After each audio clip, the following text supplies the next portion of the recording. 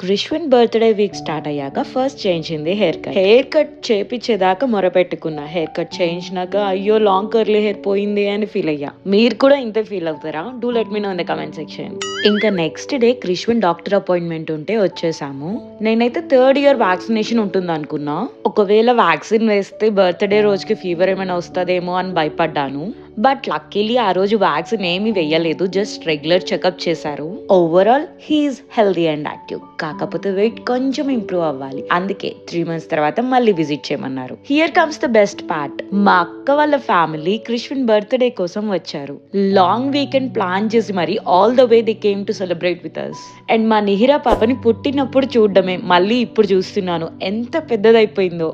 ఇలా పిల్లలందరినీ ఒకే చోట చూస్తుంటే చాలా హ్యాపీగా అనిపించింది. Finally don't stop watching, memories are loading.